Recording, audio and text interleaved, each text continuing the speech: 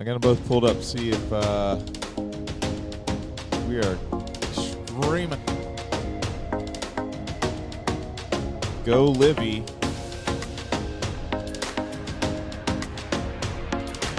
Well, it says the live video is starting, and here we go.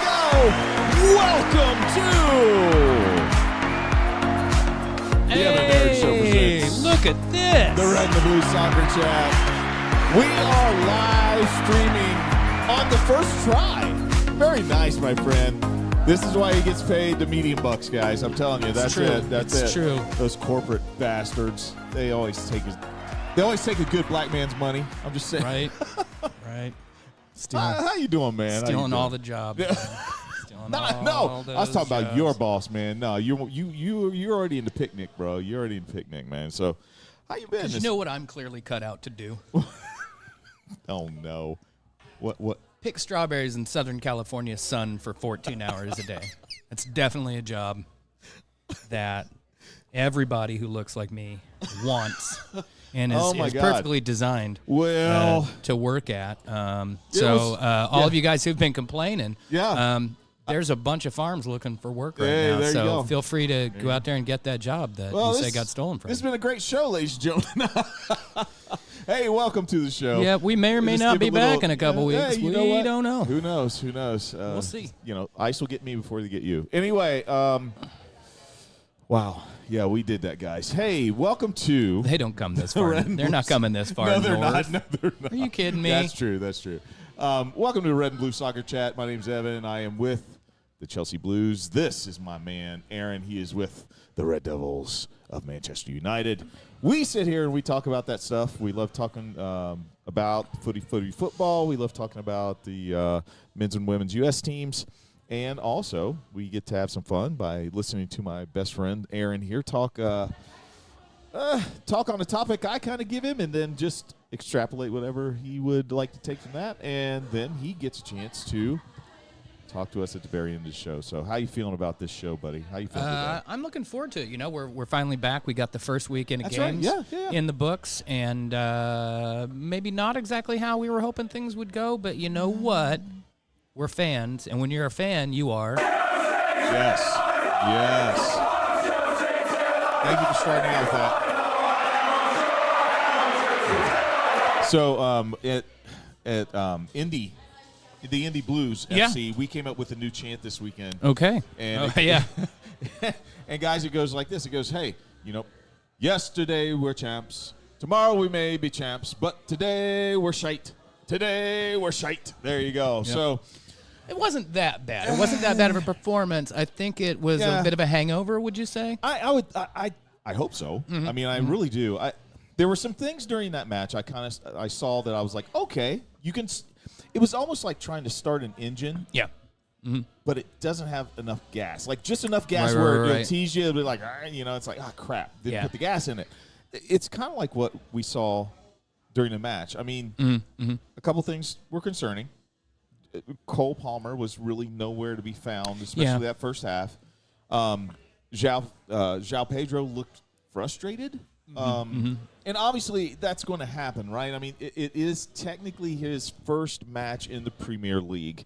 And I'm sorry, guys, Crystal Palace is not they're not a slouch team. They're a team that just won the FA Cup. Yeah, I think you got to give props there. And, you know, I'll let you finish before I jump in. But did anyone stand out, good or bad, for you? Sure. Yeah. I tell you, nobody really was bad. No one person was bad. What stood out was the lack of engagement that Cole Palmer was able to get when it came to pushing the ball up. Yeah. They pressed on him really, really fast. And I think that what's going to have to happen is we're going to have to figure out how to take some of that pressure off of Cole and even bring Enzo into the more distributor type role that he can be to kind of, you know, like I said, to help some of that pressure get off of him. But what I saw that was really good, I other than Sanchez right off the bat, Robert Sanchez, you are you're our starter, and I got your back, and okay, but I thought our defense was pretty solid except for the wall situation. We can talk more about that because I don't know, I'm a bit of an old school guy. I'm like, hold your ground, dude. Hold your ground. Let's touch on that later because it's a bit of an aside. But I mean, let's face it. At the end of the day, it was the correct call. It was by the letter of the law. I would think, and I guess I'll go ahead and throw some stuff in here. Okay. I felt Cole Palmer and several other guys just looked a bit leggy. That the Club World Cup ran. They played deep because they also did well in the Europa Conference League. Sure. They basically played about as many games as anybody possibly could. Only PSG really could have played more. And honestly, I think teams like United and Chelsea end up playing more because the Champions League doesn't have as many teams. True. I don't know how well that bears out, and it's probably only a matter of maybe 4 or 5 games, but that's four more 90 minutes. Right. In your legs and on your mind. So I thought about half the guys out there really looked like they were kind of not quite, you get those couple weeks off. Yeah. I don't think any of these guys just go home and lay about all day long eating cheeseburgers. Right. But I don't think there's anywhere, they've got a warm down process, if you will, and then they ramp back up. And they obviously didn't get that. And then I think the new guys, Pedro Neto was the one who really looked frustrated to me. And I don't think, and I think him and Jamie Gittens on the left side, I think they both kind of struggled because the team didn't get a preseason to really figure out, okay, what's the system? Yeah. Where do you guys fit into it? What can you offer? What individual skills do you have? Yep. I'm a little surprised at where Pedro Neto was playing. I thought he got used more as a true, center forward. He came from Wolves, right? Yes. I thought that's how he kind of got used, but they were also in that kind of front, like Portuguese line that they had at Wolves. So it'll be interesting. One standout for me, I thought Josh Acheampong had a pretty good game. He did. Came in that it's not easy to slot into a top 4 team's back line. Right. And I think he's pretty young too, so I thought he did a pretty good I job. think he's 20.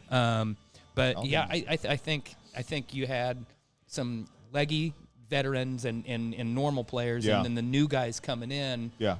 It wasn't like they were running and weren't getting the ball. It was just they weren't on the same page. That's why there's a distinction. I want to see Gittens do well. Mm-hmm. I'm not too concerned with him right now because he's learning the system. Yeah. I'm concerned about Neto, Palmer, João Pedro.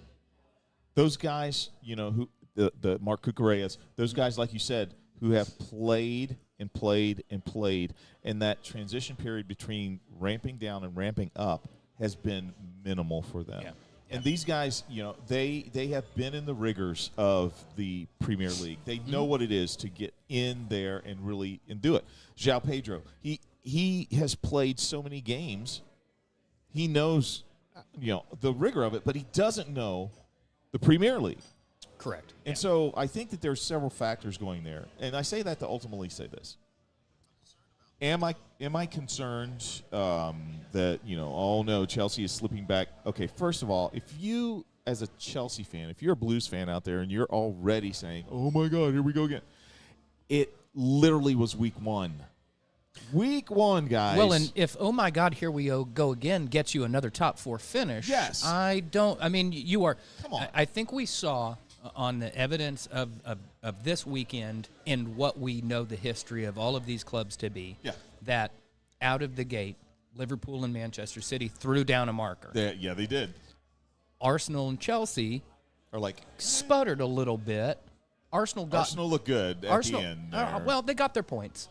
I don't think anybody. I've got a lot to say about that match, dude. You guys played your. I don't think anybody is coming away from that Arsenal match with any positivity other than we went to Old Trafford and we got 3 points, which is not something historically you're going to be able to say a whole lot. Right. Yes, it doesn't exist in a vacuum. We all know Manchester United is not the club they were a decade ago, but you still got to go there and play. And Manchester United got results against the top 6 last year. It was the teams in and around them. Yep. In them? It was the teams around them, Uncle Freud, can and you and dissect below that them for us there? that they really, really struggled with, and that's why they ended up in 15th place, because they didn't play at that same level of intensity. But what I saw out of Chelsea is a system that is continuing to evolve. Yes. But as we saw last season, evolved in a very positive way. The consistency showed up. I don't really think there's any concerns. I would look at Arsenal and say they're, on the evidence of just that one particular game, I don't know if Victor Gyökeres is the answer that they've been looking for. Yeah. That said, Benjamin Sesko didn't exactly set the world alight either. Right. And especially at a time, let's face it, United had the majority of possession in that game. And created some opportunities, hit the post one time. But, I want to finish up and say that I do think that, a point at home against Crystal Palace, who are buzzing right now, and by the way, still have their best players. Oh, yeah. So you run into them again later on this season when maybe they're struggling. Yeah, who knows? We'll see. But you got your point. It's not a bad. Honestly, I think both teams walk away from that saying we got out of this what we wanted. Chelsea didn't get embarrassed at the bridge, but they obviously weren't quite ready for a team that was going to bring that kind of energy. Exactly. And so, folks, here's the thing. Once we get done talking about the Blues, we got to go to Manchester.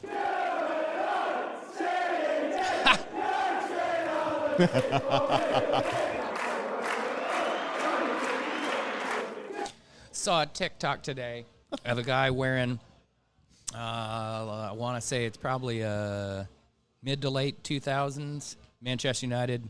I think it's a Nike kit. Yeah. And he's walking around, and he's got a selfie stick with him.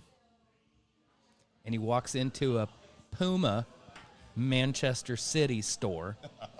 I believe he must be in the heart of Manchester. So he went into the Puma Manchester City store and sang.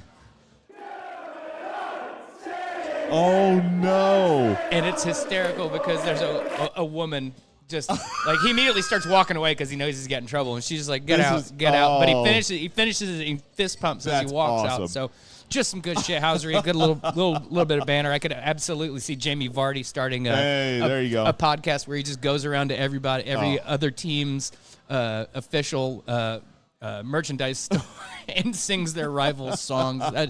That'd be fantastic. Wow, man. I tell you, one of the things that I enjoyed watching about the Man U Arsenal match, even when Arsenal scored, right? Even when Arsenal went up, like the other side of the bar, they're a little more raucous. They're a little more like, but literally when they scored, they cheered. But then it went back to this. And guys, and that's kind of where I want to start with this segment, man. I saw something. And I don't know if you've seen that on TikTok, the whole thing where it's the Matrix and they labeled Neo as a Manchester United fan. And it's that part where Morpheus looks at Trinity and goes, he's believing. He's starting to believe.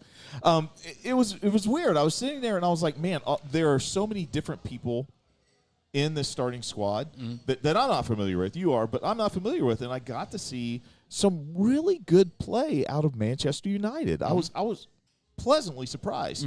I just want to get from your point of view, was it the new mix of guys? And also, let's flip the coin that we talked about Chelsea. What has, and no disrespect, but what has the time off during the summer meant for a little more time off during the summer, meant for guys like Bruno, meant for guys, like all these guys? I definitely think it's been huge for Bruno because he has more minutes in his legs than any other European-based player. It is. We don't only talk about soccer. We touch on everything, ladies and gentlemen. Well, no, I mean, It means something because he plays for a major club that plays in major competitions, but he also plays for a national team that has gone deep in international tournaments. And they tend to be at these things. It worked in United's favor actually that we hadn't won the Champions League recently because I wouldn't have wanted to continue to see the miles get put on. Yeah. Guys were able to go away and get some rest, come back recharged, and Ruben's got a plan. Yeah. I mean, the man has a plan. I think it's very obvious with the way he treated the guys who are, not in his plans. He's been very ruthless about that. He's real quick. Do you think that has won some favor among the fans? Absolutely. Okay, right, yeah, okay. I think there's been a notion amongst a certain segment of fans, former players, and pundits and analysts that some guys at United have been allowed to coast. That Rashford's early success and coming through the academy, and he's a heartwarming story because of what he did during COVID and everything like that, that he might have gotten a little bit more slack in the rope than the other guys did. But, Jadon Sancho, holding out, making sure he gets money when he hasn't been able. I mean, the guy hasn't had a good season for about 2.5 years. Even then. Anthony, I mean, that's more of a behind-the-scenes issue. I don't think he's a problem. He just didn't click at Manchester United, and sometimes that happens. Sometimes you got to go find greener pastures, and he did. Real Betis want him. We just got to figure out how to make that work. I feel a little bad for Rasmus Højlund. It looks like he's getting frozen out, and I don't know what the heck has gone on with Terrell Malacia because he was hurt for a long time. Then he went out on loan, but he's been part of the what's supposedly the bomb squad of guys that they don't want around, and I don't quite get that. We don't exactly have cover at every position, and it seems to be throwing him in with Garnacho and the guys with bad attitudes. Right. Is a little unfair. So unless I'm not familiar with something that has gone on, I just don't get that aspect. But yeah, I do think it has curried a bit of favor with people, and I think it's gone a long way with the senior players in the squad to say, look, we've tried to discipline these guys, but certainly a guy like Marcus Rashford and Jadon Sancho, even at he's not that old, but he's considered a veteran player and has done plenty. But I think what we saw for sure, to your point. Cunha is just so direct. Oh, man. Absolutely. Every time he got the ball, he looked to be running at people. Mbeumo was as an outlet on that wing, and then he stretched people out wide, got good opportunities in. Again, I think, we're going to need to platoon goals until Šešo can really settle in and be the striker that he needs to be. And again, I feel a little bit bad for Rasmus because opportunities are going to come. Well, if you're standing up there in that box, opportunities are going to come because there's maybe 3 to 5 number 10s playing right behind you, and maybe you're all number 10s. I mean, when you think about it, that's the quandary now is what's Bruno's best position if you're going to push Mount and Mbeumo and Cunha into that front three. Right. So. No, I mean, I understand, and I'm sorry, I wanted to interject something because you reminded me of something. One of the bright spots for Chelsea, and it does connect, one of the bright spots for Chelsea I did see was the effect that Liam Delap had when he came into the match. He's a different presence. It was totally just different for presence. the last, which I thought was a big mistake, bringing him in the 85th minute. But this kid, no, don't put the pressure on him. He doesn't need it. Yeah, you can give him that 5 minutes. Seriously, I'm sorry, but give him just a 5 or 10 minute cameo on his debut. Let him ease into it.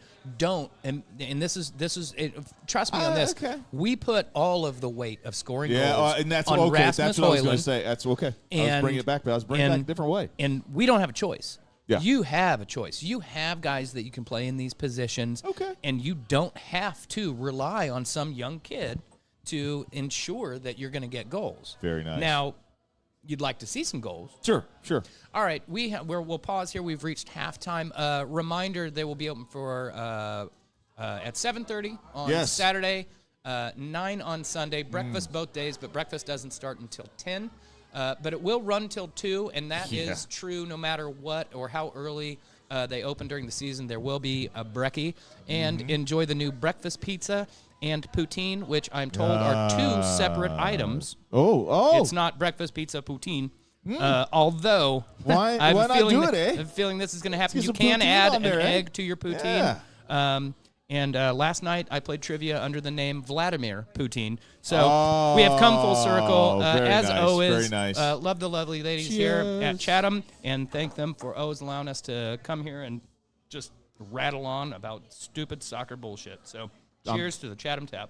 Donating my halftime shot to all the teachers out there that just went back, guys. Hey, this is for you. Those people deserve a drink. Oh, my God. Thank you. Oh, the sweet nectar of heaven. As ever. As ever, JoJo and Claire treat us right. Man. So yeah, no. So yeah, I was going back to Holland. I was going back to Hoyland because I wanted to say and tee this up for you to say, you know what? If Hoyland had a João Pedro, someone that could kind of take, how do you think that he would be fitting into the team right now? Like, what would be the status of the team right now? And I hate to make you speculate. No. You know, it's a fun question. I think if, and again, we're just, this is, I'm allowed to do anything I want, right? Yep, absolutely. If a Zlatan were still at Manchester United, even with waning powers, if a guy like Zlatan was at Manchester United when Rasmus showed up. Oh, man. People do not give Zlatan credit for his presence in the locker room, his willingness to work with people. What a great teammate he is for he clicks with some people. Oh, my God. If I was playing, I would want him on my team. I mean, when you go back, it's 7-8 years now, but you watch when Zlatan came into that team and he would score goals, and yes, he's got a massive ego. He's a goal scorer. And he would walk over to that crowd and he'd give his Jesus pose and then immediately turn around and rally the troops. And him and Wayne are saying, hey, here's how we move forward. Yeah.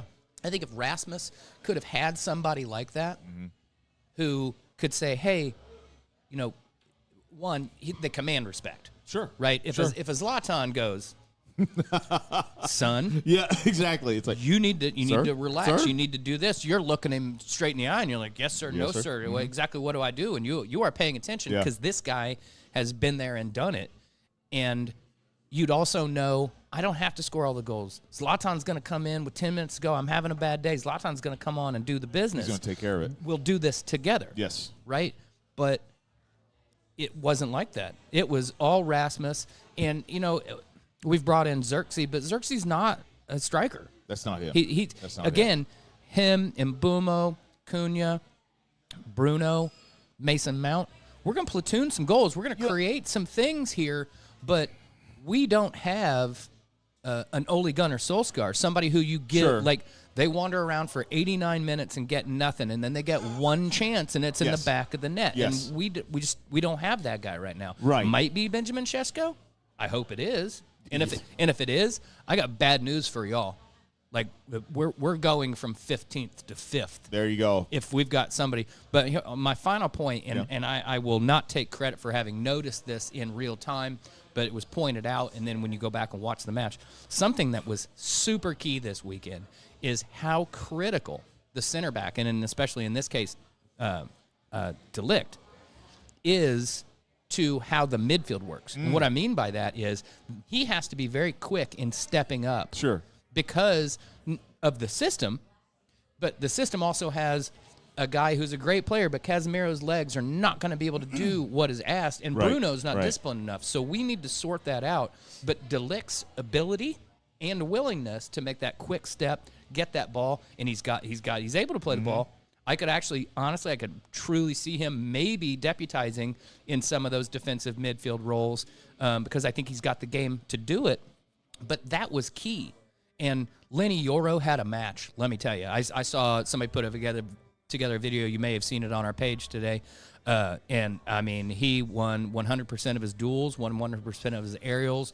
I think he had a 91% passing rate with over 40 passes completed. He's a right-sided center back in a back three, and he played 4 passes into the box. That's an attack that's coming together, and I think if a couple things would have bounced slightly differently, we could have gotten something out of that match.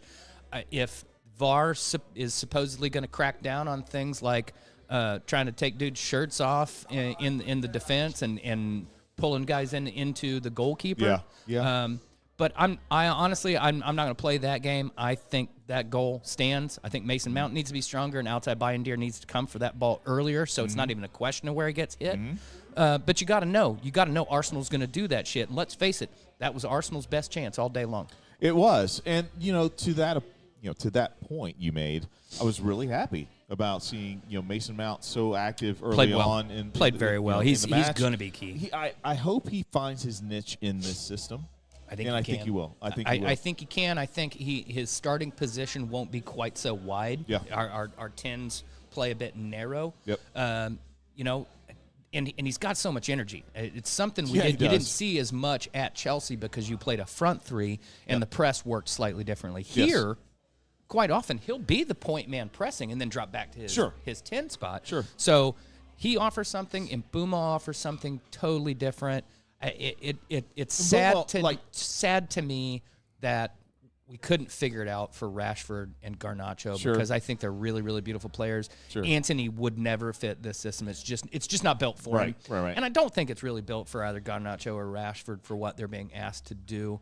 I was sad that Kabi Mainu stayed on the bench, and especially when you look back and Ugarte had such a bad game. It was the first one, and obviously Arsenal were doing the things that they do to cause problems. And I don't really want to see Kabi as one of the base two in that midfield. I think he's better attacking. But now we're talking about 6 number 10s. I mean, where does he go? Yeah, you're going to have to sort that out, man. That's just going to have to be sorted. So, guys, listen, that was our blue and our red segment of the show, and I don't know if there's a whole lot of. We can do a little USA. So, USA. The drunk guys in the back. Hey, there they are. U.S. men's national team. We've got an international break coming up, so we will have the game this weekend, and then one more game the following weekend, and then we'll have 2 weeks off. The U.S. play South Korea and Japan. And then the women are off until late October, where they will play Portugal twice. Yep. Yeah. So I'm not. Where are the men's and women's games? Let's see here. Men are in red. Women are in blue. Men are in Harrison, New Jersey for Korea and Columbus, Ohio for Japan. September 9th, the day after I get back from vacation. So probably won't be going to that. The men have I only looked 2 games ahead. The men have a friendly with Ecuador in Austin, Texas. Stay out of there. And then USA versus Australia at Dick's Sporting Goods Park, Commerce City, Colorado. Wonderful. And then the women, Subaru Park in Chester, Pennsylvania. What? Yeah. And then Pratt and Whitney Stadium at Rentschler Field, East Hartford, Connecticut. There you go. Alrighty, so I haven't seen anything about who's going to be called into camp. Probably be a lot bigger question marks over the men than the women. Emma seems to be honing exactly what she wants into the well-oiled machine that the women's national team usually is. And the men have things to prove. There's guys that are definitely on the cusp that we saw this summer during the Gold Cup. You know what? I am encouraged, though. And Pooley. Yeah, I was going to say, I am very encouraged with Captain America. Captain America got He's out of the gates. Back in form, An man. assist and a goal? Is that right? Assist and a goal in a good win for AC Milan, where Rasmus Højlund may be rocking up. So that could be interesting. There's he's been linked with them. Oh. He's been linked with a move back to Atalanta, and then now Romelu Lukaku apparently tore a quad, and he's going to be out for 3 months. So they are looking for emergency cover for that. So Rasmus, he's a proven entity in Italy. I think he'd be fine because Napoli just set you up for goals. Wow. That would be an interesting thing to see, and hopefully some of these summer moves, Tim Weah and these other guys. I know Josh Sargent is maybe considering a move. But I hope he stays. I honestly, do you know where he's considering, or I don't, because he's been linked with a lot of clubs. But at this point, and I think I hate to agree with Alexi Lawless, but Alexi said, I think he's just too good for the championship, and he needs a challenge. Now that might be at a mid-table West Ham, but mid-table West Ham is still far, far better than a top-of-the-table Norwich in the championship. And I think we need to acknowledge that you're going to be coming up against these international quality defenders. Yeah. And Josh needs that push. I think he deserves to be in the U.S. men's national team. I don't know if he starts, but I'm kind of sick of not knowing who our striker is, to be honest. And I'm sick of watching guys these opportunities, and they don't take it with both hands. Meanwhile, Josh Sargent's sitting over here going, "Hey, man, I'm just scoring goals. Like, hey, I can do it. All I'm doing is scoring goals." So, yeah. I mean, if look, that number 9 spot is up for grabs, and guys have roughly 7 months. Yeah. To claim it. Right now, Damian Downs is wearing the number 9. I have not seen from our 4 listed strikers, I've not seen a clear front runner at all because we're not scoring goals from there hardly. Yeah. And I'm like, I don't know. We'll see. Yeah, we'll see. Sure. But, ladies and gentlemen, that was Team USA's coverage right there. And now we are moving to the Hey Aaron segment of the show, ladies and gentlemen. Yeah, that's you. That's me. All right, my friend. I have crafted this wonderful question. Mm-hmm. I think it's wonderful. All righty. We'll see. But I have crafted this question in honor of just, the opening of the Premier League. So, hey, Aaron. Mm-hmm. Yeah. If you could combine any 2 Premier League players, past or present, into one ultimate footballer, who would you choose and why? Y'all going to have to give me some applause for that one. Yeah, we're making him work. I'll read it again. No, you got it? I got it. Okay. And I'm going to have a Manchester United bias. Hey, Poppy. Ooh, and just 2, man. Yeah. I'm definitely going to have a Manchester United bias, but if you look back over the course of the Premier League, I think we kind of, have a right to lean a certain way. Okay. If you could smash Wayne Rooney and Cristiano Ronaldo together.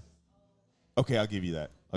I don't know if you'd ever lose a game because yeah, Wayne had a street ball sense about him and just played the game with passion and abandon, but was probably one of the most tenacious and willing players. You could have walked into the locker room day of the game, and Wayne's been playing all week long, scoring goals, banging them in, and you go, dude, I need you to do a job at left back today. I don't think he'd say a word. He'd pull on that jersey. Buy me a beer later. And he would destroy Sure. anybody who came his way. And on the other side of that, Cristiano Ronaldo, especially the version of him, the emerging Cristiano Ronaldo in 2008, 2007, 2008, 2009, I think it was. Mm-hmm. Probably one of the most just complete athletes you'll ever see in your entire life. Yeah. And by the way, Wayne is apparently faster. Yeah, I was going to say, he's no slouch. In a foot race, and he's just a bulldog. I don't know how this person would look. I've got a two. This is a two-parter. I have a feeling they'd look a bit like Barry Sanders. But you're sacrificing that height that Cristiano does have because he can leap. So I'm gonna have to rethink that one a little bit. Maybe he's Bo Jackson. I don't know. Yeah, well, you know what? I think if you put those two, if you could create a superhero soccer player out of 2 players, and you chose Wayne Rooney and Cristiano Ronaldo, you'd have to work pretty hard, in my opinion. About the only thing that would compete with that are guys that didn't play in the Premier League. Because I think if you took, I take that back. Essien did play in the Premier League, but if you took Michael Essien and Zinedine Zidane and turned them into one person, that might be it. Shout out Mark Wolflaw. Wow. So you chose 2 Manchester United players, which I was hoping you would, because I mean, my God, how could you not?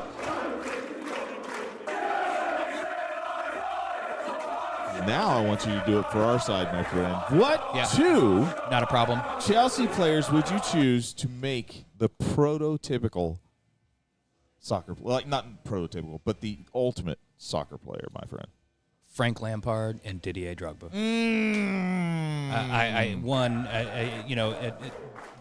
Didier is a lot like Wayne in the just pure Yes. pure battering Yes. ram sense. Frank was such a great player, physically gifted player. He doesn't look, but he reminds me a lot of a guy like Roger Federer. Yes. Federer is so clean of movement, so quality of technique that you don't notice his athleticism Right. because he doesn't have to rely on it. You don't notice him with these bursts of speed because he makes it look effortless. Yes. But then you look at him and you're like, this guy's a tremendous athlete. Yes. Frank's a wonderful, wonderful athlete. Is he going to beat Wayne or Ronaldo in a foot race? No. But if you give him Didier Drogba's strength, he won't need to. That's interesting, my friend. I think Didier's skills, first off, the way they played together was beautiful. Sure, absolutely. So creating one player out of them, I mean, you kind of almost have it. But I think that would be absolutely phenomenal. Yeah, that'd be a one-on-one soccer is one of the most boring things in the world to watch. But my God, oh man, those two creations playing against each other would be fun. No Eden Hazard. No, is it because of his height? No, His height? No. I think he reminds me of, and I might get you on this one, even though you're a Chelsea fan. So I hope you're watching the old videos. But he reminds me a lot of Gianfranco Zola. Yeah, Zola. They're short, compact, just tremendous dribblers on the ball, but they're such unique players, right? They when you can amass a multi-million-dollar team, you can put a guy like that True. in there. You can put some maverick artist that is in the middle of your squad, but and Zola is a far more disciplined person and player than Eden. Eden's beautiful, but he was always going to be like a Ronaldinho, that you just can't sustain it. They don't. Right. It just comes so natural They to are them comets. that to try to change who they are fundamentally would be to change them as players as well. Let's just appreciate the beauty. I am still convinced to this day, even though I don't consider him the greatest player of all time. Okay. For about 3 years, no one on this planet has ever, and I'm including Messi and Ronaldo, Cristiano. Okay. No one's come close to what Ronaldinho was as a player. Man. He made world-class people look fucking stupid. Wow. And I mean, that guy was. We got lucky. We got a virtuoso musician for a few years, and that smile's still infectious. He's still part of Nike's marketing program, riding a dirt bike around Brazil in the new reissue of the T90 jersey. I mean, this guy went to prison and had fun. Can you believe this? Guy went to prison and had fun playing soccer every day, and everybody revered him and gave him their shit. Yeah. They were like, you're Ronaldinho. You're a hero, man. No one messes with him, I guess. Yeah. Ladies and gentlemen, that's why we do the show, right? To get hot takes like this. We've come to the end of the show. Now we've come. It's sad, isn't it? To the end of No, not yet. road. Not yet. No, because there's one more. I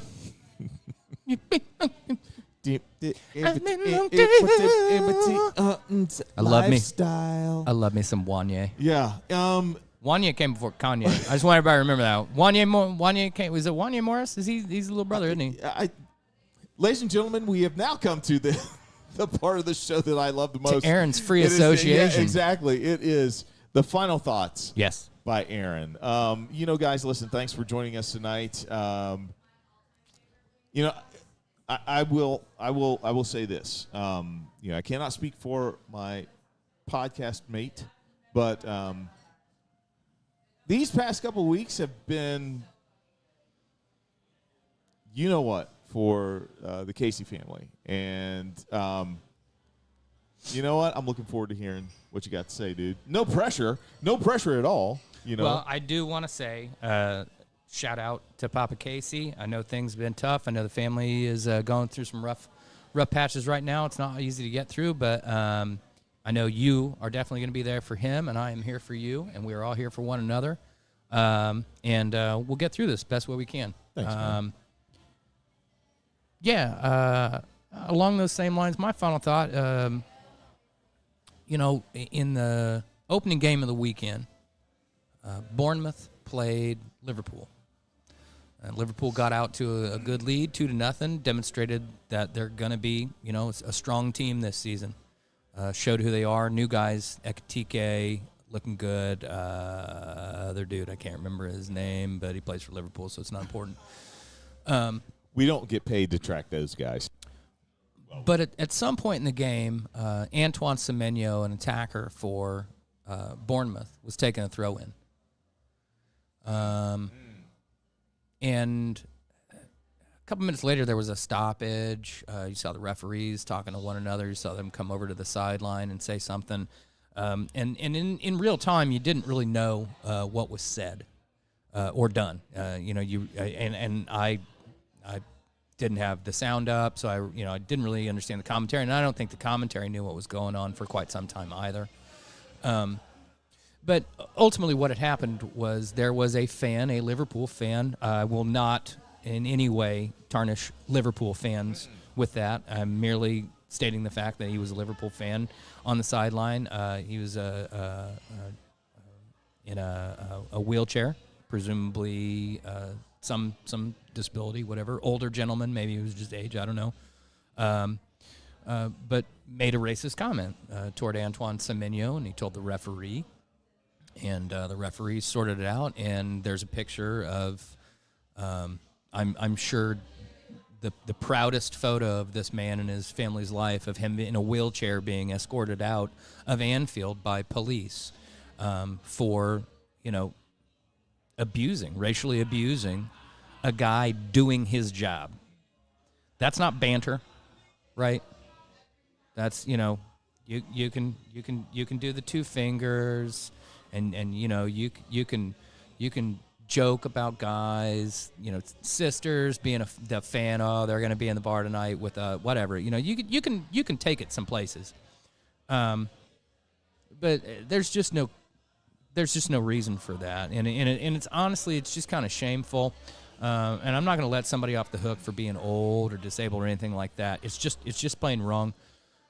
But my main takeaway from this is Antoine Semenyo's post-game post, where he talked about how he'll never forget this day, and not because he got racially abused, but because of the response to it, that the match official immediately took his concern seriously, took action, and the outpouring of support from supporters of both clubs, acknowledging that there's no room for that in this game or anywhere in the world for that matter. Certainly not for somebody who's just doing their job and they happen to be in your court, your building, whatever. But it's a reminder that, bad things happen in the world. And I'm not saying shrug it off and not treat it with the seriousness that it deserves. But you can choose to be a victim, or you can choose to overcome somebody else's callousness and inhumanity. And you can recognize that there's far more support for you than there are people against you. And as always, folks, this is a metaphor. So remember that you can look at what's going on around you and say, I'm hopeless, I'm powerless, and I'm a victim.